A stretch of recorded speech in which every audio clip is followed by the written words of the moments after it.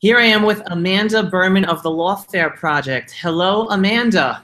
Hi, Abby. How are you?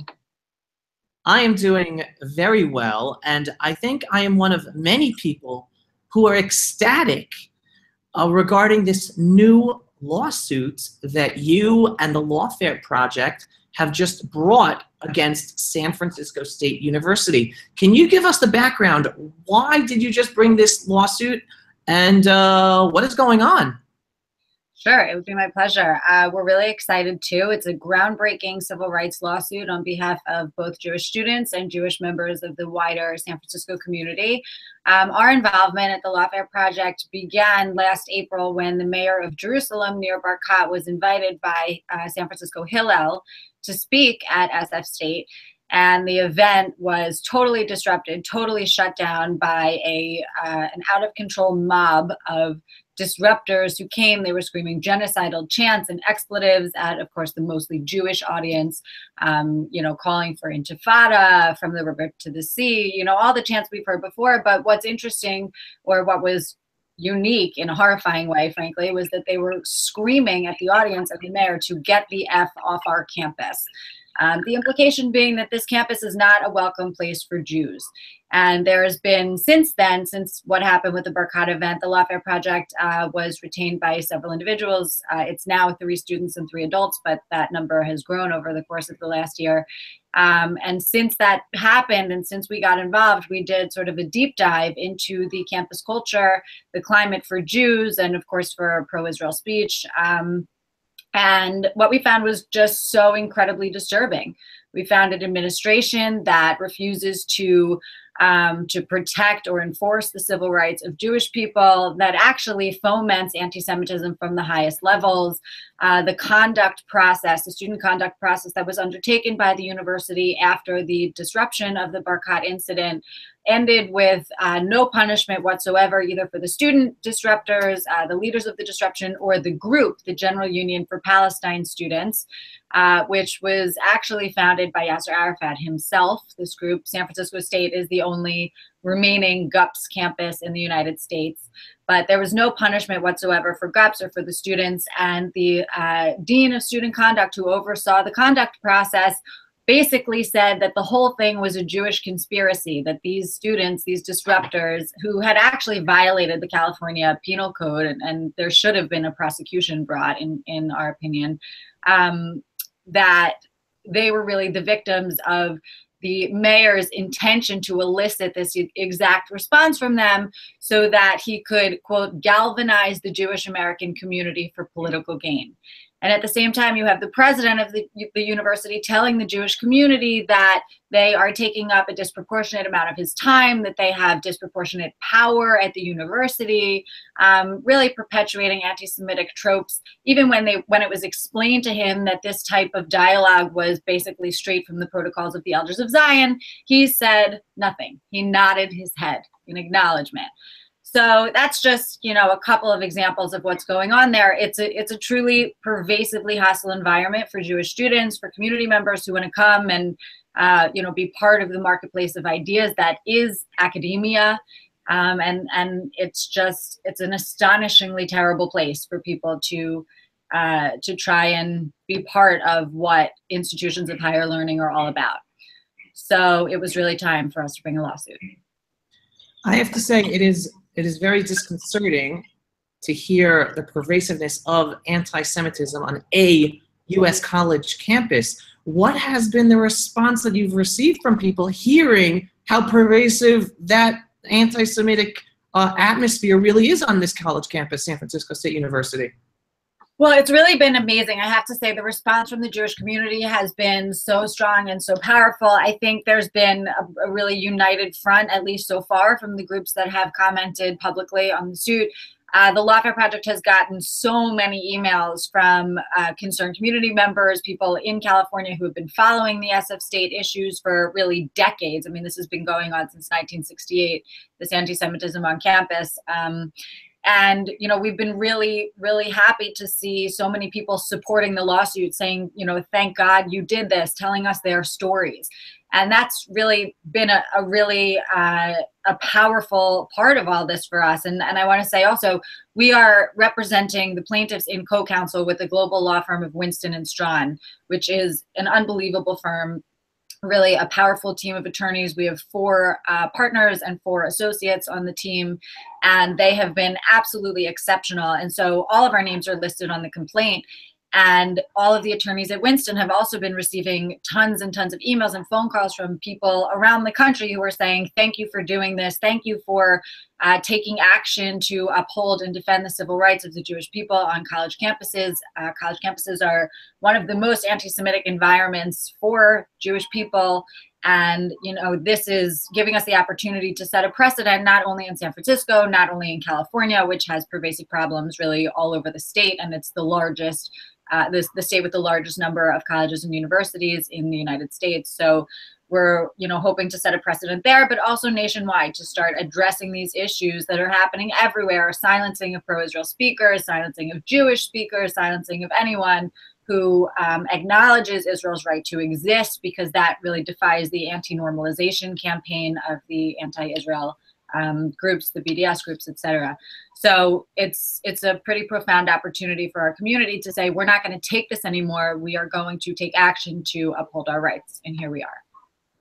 As someone who is pretty knowledgeable about the growing anti-Israel sentiment on college campuses across the United States, I want to play devil's advocate for a second. Will this lawsuit actually help in stopping that growth and allowing the free speech for the pro-Israel students, Jewish and non-Jewish? You're asking, will the lawsuit be successful in accomplishing our goals? We certainly hope so. The allegations are all easily provable. Everything that we say in the complaint, we can back up. It's shocking. I mean, one of the things that we've heard repeatedly from people who have actually taken that plunge and read the whole complaint is that even if they were aware of the problems on SF State's campus, they just didn't know how bad. They didn't know that there were statements like this coming out of the top levels of the administration, that there were, you know, was such a history of anti-Semitism, that there was an entire institution within the university, the College of Ethnic Studies, that is dedicated to identity politics and an anti-white agenda. And that's really been part of this disturbing issue, these disturbing feelings on campus against Jews, who the university somehow thinks are white people who are not worthy of protection in any way, even just their constitutionally protected civil rights. So yeah, we think that we have a very strong case. The case has been vetted, and we've been consulting with some of the best attorneys in the nation. Alan Dershowitz last week on ILTV came out in really strong support of the case, that it was carefully crafted, I believe, carefully tailored or carefully crafted, and he really hoped that it would be able to make some good law on this kind of new path for a legal matter. There's never been a case that was brought like this one. So we have a good feeling about it. We feel very strong about it, and we're excited to move forward. So please God, let's say with your lawsuit you win. What does that mean on the ground? How things should then be different in San Francisco State University after you succeed with this lawsuit? Well, ultimately, the point of the lawsuit is to make SF State a welcoming and safe environment for Jewish students and for all students. Everyone should be treated equally on a publicly funded state university campus and on every university campus. And if only certain views are allowed to be heard and other people are shut down, that just defeats the whole purpose of academia, of the marketplace of ideas, of constructive dialogue, and of learning generally. So if we're successful, which we certainly hope to be, we would need to see new policies in place, potentially new administrators in place. We would need to see a campus where Jewish students are treated differently, where the people who are responsible for overseeing the campus also believe genuinely that everyone should be treated equally. That's a crucial part of all of this. And we want to see that the college is respecting all of the civil rights of the students. It's not just about free speech, it's about free assembly, It's about the right to be Jewish. Now there are Jewish students at SF State who feel the need to tuck their Stars of David into their shirts. They text their friends. They take circuitous routes around campus because they're afraid to walk through the center of campus when there are certain events going on. They don't feel that their rights are secure, but they also don't feel that their physical safety is guaranteed on campus. So, that's unacceptable. And that's something that we need to change. So, what we're asking for is pretty basic. We're just asking for everyone to be treated equally. Which, in a sense, is what college campuses are supposed to be about, and intellectual freedom, which unfortunately doesn't exist today. Right. So my following question is, what is your message to any college students across the United States who feels that he is also experiencing these types of anti-Semitic or anti-Israel atmosphere on his or her college campus? What is your message to them, and what can they do about it? Well, first of all, they should call the Lawfare Project. We are here for you. That is why we exist. Go to the lawfareproject.org, send us a message, give us a call. All of our contact information is on the website. And we want to help you. We've been working with students across the country. We work with a variety of student groups.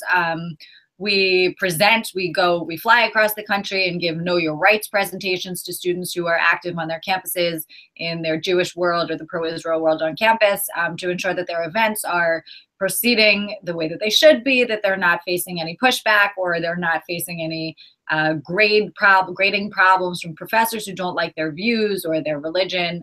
Unfortunately, I wish I could say this wasn't happening all the time, but it is, and we know it is, and we're here for them.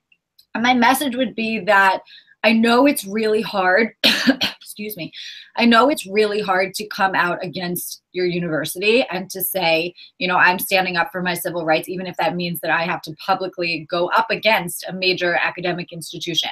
I can't imagine how I would feel when I was in college if I would have done something like this. And I think it's so courageous of our student plaintiffs and our adult plaintiffs who are willing to do this, to be publicly associated with a big and groundbreaking civil rights lawsuit. We understand that it's challenging, but one thing that I've heard repeatedly from the students and the adults, in fact, is that they feel empowered, that coming out against the university, standing up for what's right for themselves, for the other Jewish people, not just in San Francisco, not just in California, not just in the United States. This is happening around the world. And this case is making headlines around the world. So the people who are involved keep telling us that they feel empowered, that they finally have a voice, that they're able to make a change and a difference. And so I would really encourage anyone who's thinking about that, who is facing discrimination or anti-Semitism on campus, that they come to us. And if they want to stay anonymous, we'll keep them anonymous. We will help them. All right, that's unbelievable information. And people come to you right now. What can we do to help the lawsuit? What would you tell them? What's the answer to that? Well, anyone who has their own story about San Francisco State University, anyone who has experienced anti-Semitism or discrimination on that campus, any parents, we've gotten calls from parents, from cousins, from community members, Jewish and non-Jewish, who have either witnessed or experienced these issues themselves. Come to us, give us a call, shoot us an email. We want your story. We are collecting all of these stories, and there are so many of them. So we would welcome the opportunity to hear from anyone who has one.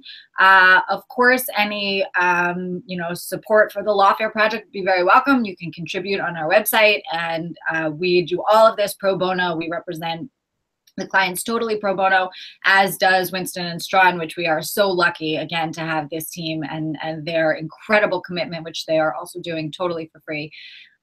So, help us grow, help us expand our reach and offer even more services to students like the ones at San Francisco State. Has anyone come to you said, I'm so happy you're doing this at San Francisco University. We need something like this at our university as well? A lawsuit? People with anti-Semitism on their campus. We have a lot of potential lawsuits. I can't go into too many details, but there are, as you know, instances happening every day. I mean, now it's summer, so we're getting a couple of less calls. It was a good time to bring this lawsuit for us. But not that that's why we brought it at this time, but it ended up being time efficient. But I'm sorry, I forgot the question. I was just asking if other college campuses. Yeah, we get calls all the time, not often from students that say, I want to sue my school. there are calls all the time, but there are community members who tip us off to various campuses that are really bad. And, we get involved and we talk to people. And if it turns out that somebody does want to bring legal action, we're always here for them. But the San Francisco State issue, or the San Francisco State campus, is known for quite some time to be one of the most anti-Semitic, if not the most anti-Semitic in the country. So this was a really good opportunity because there's such a powerful case against this university and this administration that we hope will be used as a precedent against other schools, as I said. So there's a really good opportunity here. And once we set that precedent, it will be easier to go after other schools who are doing the same thing, because if we have, a federal court saying that this is a violation of law, that can be applied to other schools too. Final question. You touched upon this point earlier, saying that it's not just about an anti-Semitic sentiment on campus, but people of other opinions are also shut down. What message do you have to those voices on college campuses whose voices are also being shut down, how this lawsuit could assist them? Well, as I said earlier, and I think as we all know inherently, academia is all about the free exchange of ideas. It's all about being open to communicating with people with whom you disagree. And that's how you learn. When you just, reaffirm your own already held positions, you're not learning, you're not growing, you're not going to be, contributing to society with something when you are refusing to open your mind to any other possibility. And this is just such a crucial part of what it means to be part of a university community. So I don't have much of a message for the people who are being shut down other than keep trying, keep talking, keep going. But I do have a message for the university administrations who are allowing these mobs to shut down free speech, which is that you are in violation of the First Amendment to the United States Constitution. There's a reason it's first. Free speech is absolutely crucial. We have to respect it and we have to protect it. Well, I think I'm not the only one in wishing you vast success with this lawsuit, and hopefully it should be the turning point for not just San Francisco State University, but for the open dialogue that's necessary on all college campuses. Thank you, Amanda, and all the work you're doing with the Lawfare Project. Thank you so much.